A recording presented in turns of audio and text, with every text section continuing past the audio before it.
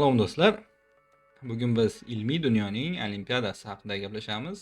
Agar siz ilm-fan doirasida faoliyat ko'rsatsangiz, albatta Scopus haqida eshitgan bo'lishingiz kerak. Hozirda men ham magistrlik dissertatsiyasi doirasida tadqiqotlar olib boryapman. Shu sababli Scopus haqida anchagina izlanishlar qildim va o'zimning tajribamni sizlar bilan bo'lishmoqchiman. Ko'pchilik o'ylaydi Scopus bu qandaydir sayt yoki jurnal o'zi deb o'ylaydi, lekin bu xato fikr. Bu shunchaki sayt yoki jurnal emas, bu global rating va sifat belgisi. Bugungi videoda biz Scopus nima ekanligini, SiteScore, SGR, kvartil kabi tushunarsiz terminlarni oson tilda tahlil qilib ko'ramiz. O'zimning tushunchamiz sizlar bilan bo'lishmoqchiman. Scopus bu Elsevier kompaniyasiga tegishli dunyodagi eng yirik annotativ va iqtibosli ma'lumotlar bazasi. Bu yerda 25 mingdan ortiq jurnallar mavjud. Tasavvur qiling, ilmiy jurnallarning Instagrami. Faqat bu yerda siz layklar to'plamaysiz, balki iqtiboslar, sitatalar hisob kitob qilinar ekan. SiteScore bu jurnallarning o'rtacha iqtibosli ko'rsatkichi. Oxirgi 4 yilda iqtiboslar soni maqolalar soniga bo'lish orqali hisoblanadi. Oddiy qilib aytganda, oxirgi 4 yil ichida jurnalda chiqqan hamma maqolalar boshqalar necha marta iqtibos ссылка berganligini hisoblanadi. Va shu yillar ichida nashr etilgan maqolalar soniga bo'lamiz. Ya'ni, misol, jurnalda 10 ta maqola bor. Ularga jami 50 marta iqtibos berilgan. SiteScore shunda 50 bo'lamiz 10 ga. Ya'ni 5.0. Shu sizni SiteScore jurnalni SiteScore belgisi raqami ko'rsatiladi. Ushbu ko'rsatkich qanchalik baland bo'lsa, shunchalik yaxshi. Endi SGR terminiga kelsak, bu faqatgina ссылкаларni sanamaydi, balki uni kim iqtibos ссылка berganiga ham qaraydi. Bu xuddiki hayotdagi nufuzga o'xshaydi. Ya'ni sizni maqolangizni 10 ta magistr o'zini ishida iqtibos qilgan bo'lsa, ссылка berib o'tgan bo'lsa, sizga har biri uchun 1 balldan beradi, ya'ni 10 ball olasiz. Lekin sizni maqolangizni yoki jurnaldagi maqolani Nobel mukofoti sovrindori agar iqtibos qilsa, sizga 100 ball beriladi. Son va sifat. Xulosa qilib aytganda, SGR qanchalik baland bo'lsa, jurnal shunchalik elita davrasiga yaqinlashganligi hisoblanadi. Keyingi termin SNIP. Source Normalized Impact per Paper. O'zbekchasiga adolat tarozisi desak ham bo'ladi. Har xil fanlar sohasidagi ссылка berish madaniyati har xil hisoblanadi. Misol uchun, tibbiyot olimlari bir-birini ko'p ссылка berishar ekan, lekin matematikada sal kamroq. Shu sababli agar har bir yo'nalishni, har bir fanni bir xil metrika bilan o'lchaydigan bo'lsak, ayrim fanlar pastga, ayrim fanlar tepaga chiqishi mumkin yo'nalishlar. Shu sababli SNIP metrikasi joriy qilingan. Shu sababli aytaylik, tibbiyotda 100 ta ссылка, matematikada 10 ta ссылкаga teng bo'lishi hisob kitob qilinar ekan. Keyingi termin kvartil. Birinchi marta men eshitganimda kvartil kvartal tushunchasi bilan yaqin shekilli o'sha narsani просто boshqacha talaffuzimikin desam, sal yozilishda farqi bor ekan. Kvartil yozilar ekan, lekin matematik tarafdan qaraganda bir xil tushuncha, to'rtlik degan fikrga keldim. Q1, Q2, Q3, Q4 kvartillariga bo'linadi Scopus bazasidagi jurnallar. Tabiiyki Q1 yuqori, Q4 pastroq sifat darajasi deb hisoblanadi va 20%larda 25%. Birinchi tasavvur qiling, 100 ta jurnallar bor. Birinchidan 25-gacha jurnallar Q1 ga kiradi. 26 dan 50 gacha Q2 ga kiradi va shu singari tushunish kerak. Jurnal qaysi kvartilga kiradi desa, qancha balandroq bo'lsa, shunchalik uni sifat darajasi baland deb hisoblanadi.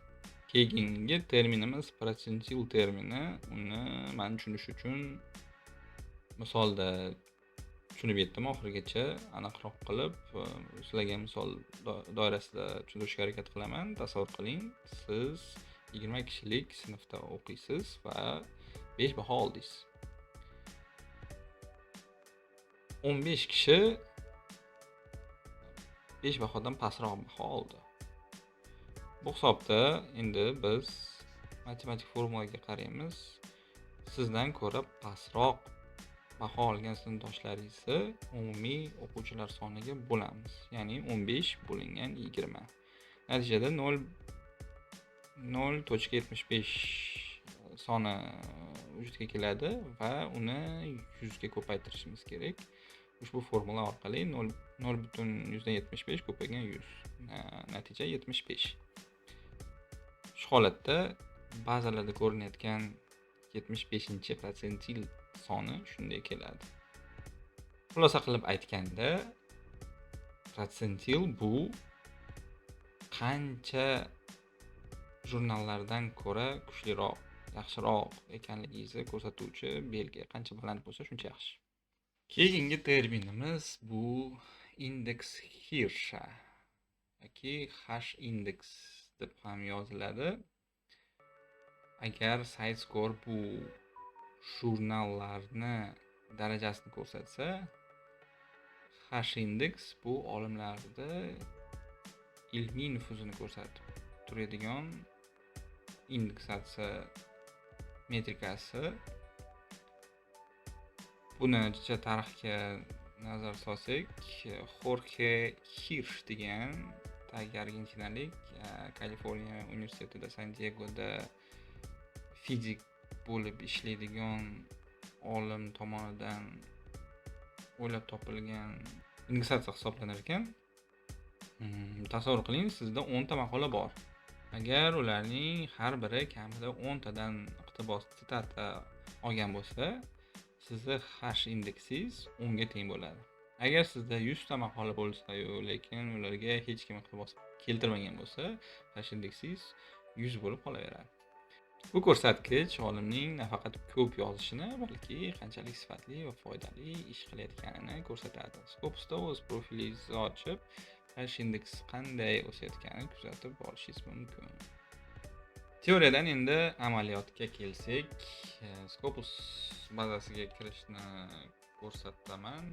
O'zingiz brauzeringizda adresli strokaga scopus.com adresi orqali kirasiz va ushbu Scopus saytiga, platformasiga kirish shunday amalga oshiriladi va kirish oynasi.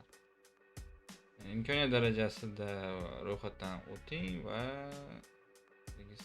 kerakli ma'lumotlarga ovozingiz bo'ladi. Bilishim bo'yicha universitetlar, har xil ilmiy tashkilotlar alohida imkoniyatlarga ega, Scopus uchetkalariga ega. Men hozir oddiygina mustaqil izlanuvchi sifatida registratsiyadan o'tganman va Scopus bazasini faqatgina qidirish ma'lumotiga imkoniyatiga egaman. Sizga boshlanishga ushbu imkoniyatlar ham anchagina yetib ortishi kerak. Asosiy bizga kerakli yo'nalishi istochniki menyusida biz jurnallarni ro'yxati, filtratsiyalar orqali, qidirish qatorlari orqali o'zimizga kerak jurnallarni olishimiz mumkin. Lekin qisqa tajribam orqali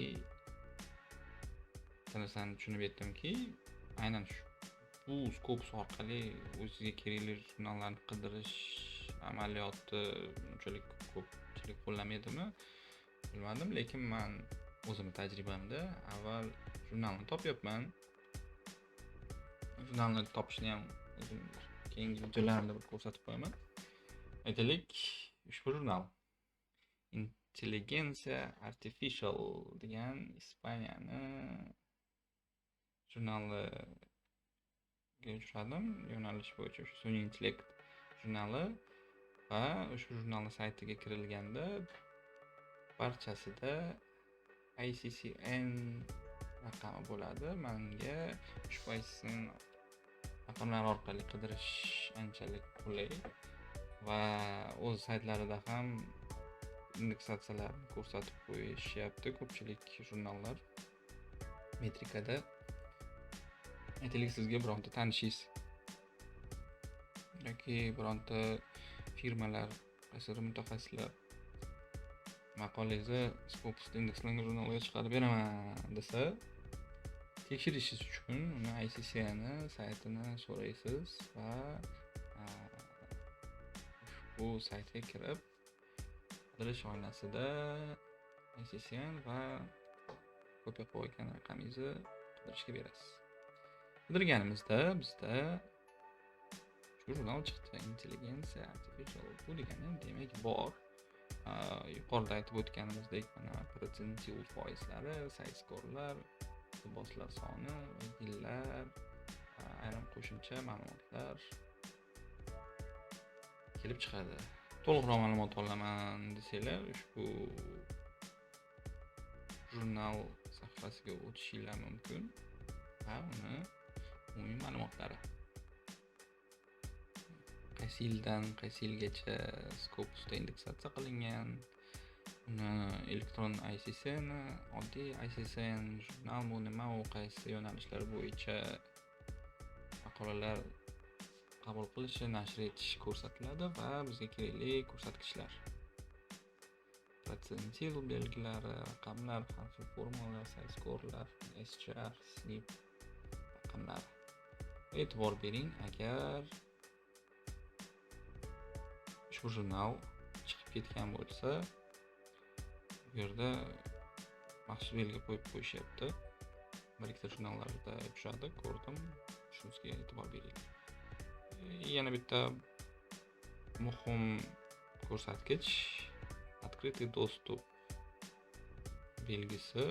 Bu sizga yaxshiroq tushunishim bo'yicha, bu degani istalgan izlanuvchilar, istalgan odamlar ushbu jurnaldagi nashr etilayotgan maqolalar bilan tanishishi mumkin. Bepul degani aynan maqola bilan tanishish yo'nalishi. Bu jurnalga maqola berish pulli pul emasligi bitta ko'rsatilmaydi, lekin aynan mana shu jurnal bepul. Lekin открытый достуp degani o'quvchilar, jurnalni o'qiydigan odamlar uchun bepul degan tushuncha. Kerakli ma'lumotlar oldik, ko'rdik, raqamlar bilan tanishdik. Demak, bu jurnal bilan ishlasa bo'ladi. Bu jurnal haqiqatan ham Scopus'ga indeksatsiya qilingan va keyingi harakatlarni amalga oshirsa bo'ladi. Keyingi yana bir muhim sayt bu Skimago Journal and Park Rank degan sayt bor ekan. Bu joyda jurnalda qo'shimcha indeksatsiyalari, kvartillari qaysindaligini bilib olsanglar bo'ladi. Unga xuddi shu ICCA'ni kopiya qilamiz va bu yerga qo'ysak topib berish kerak, lekin bizga bu jurnal yo'q deyapti. Bunga sabab ikki xil bo'lishi mumkin. Yo ko'p jurnallarda ikki xil ICCA'lar bo'lar ekan, elektronni va oddiysi. Bittasi bo'lmasa, ikkinchisini ham tekshirib ko'ringlar. Ikkalasi ham bo'lmasa, uni to'liqroq, yaxshiroq o'rganish kerak bo'ladi. Mana ikkinchisi bo'yicha chiqdi va jurnal nomi, yillar va kvartillar, Hirsch indeksi va qo'shimcha saytlariga ma'lumotlar, qo'shimcha grafiklar va bunga o'xshash ma'lumotlar qo'shimcha. Xulosa qilib aytsak, Scopus bu shunchaki talab emas, bu sizning ilmiy ishingizni butun dunyoga ko'rsatish imkoniyati. Tayyorlagan videoim sizlarga yoqadi degan umiddaman. Shunga o'xshash videolarni tayyorlash harakatidaman. Keyingi videolarim aynan maqolani tayyorlab, unga mos jurnalni tanlab, u jurnalga maqolani chiqarishga Zaявka berish bo'yicha qadamma-qadam videolar tayyorlash harakatidaman. Hammaga rahmat. Videolarni kuzatib boringlar. Takliflar, mulohazalar bo'lsa kommentlarda kutib qolaman. Salomat bo'ling.